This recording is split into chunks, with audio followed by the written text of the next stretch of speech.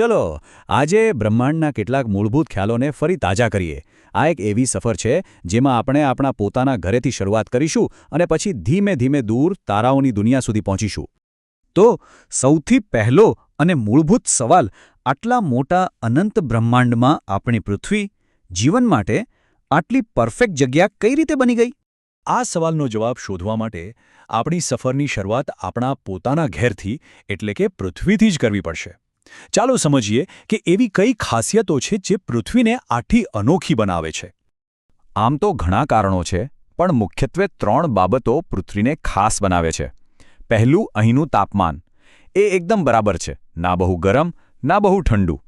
બીજું, અહીં જીવન માટે સૌથી જરૂરી 2 વસ્તુઓ છે, પાણી અને શ્વાસ લઈ શકાય એવું વાતાવરણ.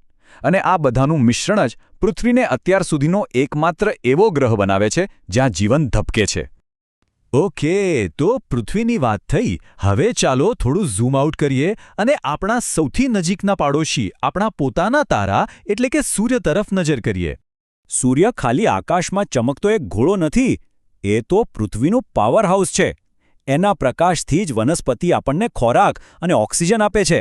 આપણી ઋતુઓ, હવામાન, વરસાદ આ બધું જ સૂર્યને કારણે છે.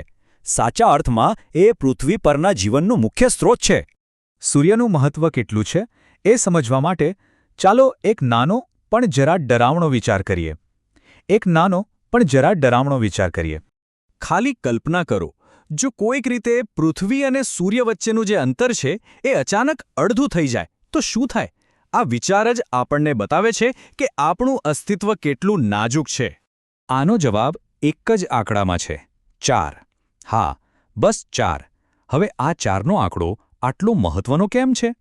જો અંતર અડધું થઈ જાય તો સૂર્યમાંથી આવતું રેડિયેશન 4 ગણું વધી જાય અને આટલું જબરદસ્ત રેડિયેશન પૃથ્વી પરના જીવનનો અંત લાવી શકે છે.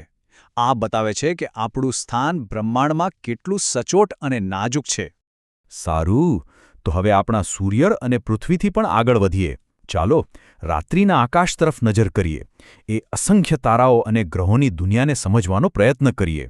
આકાશમાં આપણે જે કંઈ જોઈએ છીએ એમાં ગ્રહ અને તારા વચ્ચે શું તફાવત છે?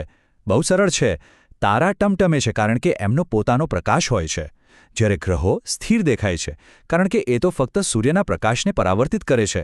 અને હા, તારા મોટાભાગે સ્થિર દેખાય છે જ્યારે ગ્રહો સૂર્યની આસપાસ ફરતા રહે છે. રાતના આકાશમાં તો અસંખ્ય તારાઓ દેખાય છે, ખરું ને? એવું લાગે કે જાણે કોઈએ કાળા કેનવાસ પર સફેદ રંગ છાંટી દીધો હોય.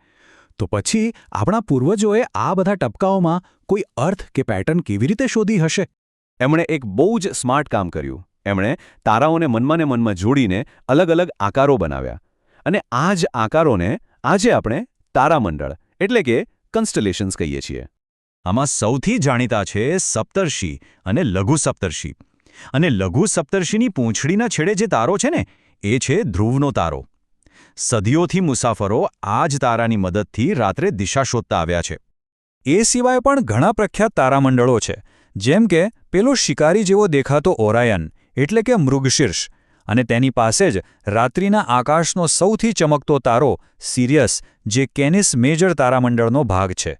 આ બધા આકારોને કારણે જ આકાશ એક મોટી વાર્તા જેવું લાગે છે. તો આપણે અત્યાર સુધી જોડાણની વાત કરી રહ્યા હતા, તારાઓનું જોડાણ. પણ હવે એકદમ અલગ જ પ્રકારના જોડાણની વાત કરીએ. તૈયાર છો? હા, આપણે બ્રહ્માંડના તારાઓથી સીધા આવી ગયા છે એક નાનકડી ઇલેક્ટ્રિક સર્કિટ પર. કદાચ થોડું અજીબ લાગે, પણ આ જોડાણ પણ એટલું જ શક્તિશાળી છે. આ એક સાદી સર્કિટ જુઓ. આમાં શું છે? એક પાવર સોર્સ એટલે કે આ સેલ. પછી છે વાયર, જે વીજળીને રસ્તો આપે છે. એક સ્વિચ છે જેનાથી આપણે કરંટ ચાલુ બંધ કરી શકીએ. અને છેલ્લે આ બલ્બ, જે એ વીજળીનો ઉપયોગ કરે છે. પણ આમાં સૌથી અગત્યની વાત એ છે કે આ આખો રસ્તો ક્યાંયથી તૂટેલો ના હોવો જોઈએ. જ્યારે સ્વિચ ઓન થાય ત્યારે આ સર્કિટ બંધ એટલે કે ક્લોઝડ થાય છે અને કરંટ આખા સર્કિટમાં ફરી શકે છે. બસ આટલું સિમ્પલ કનેક્શન, અને એના પર જ આપણી આખી ટેકનોલોજી ચાલે છે. તો જોયું, બ્રહ્માંડમાં તારાઓના જોડાણથી લઈને એક નાની સર્કિટના જોડાણ સુધી સરળ લાગતા જોડાણો કેટલા શક્તિશાળી હોઈ શકે છે. એક આપણને રસ્તો બતાવે છે, બીજું આપણને પ્રકાશ આપે છે, તો હવે વિચારવા જેવી વાત એ છે કે આપણી આસપાસ આવા બીજા કયા સરળ પણ અદ્ભુત જોડાણો છે જે આપણી દુનિયાને ચલાવી રહ્યા છે.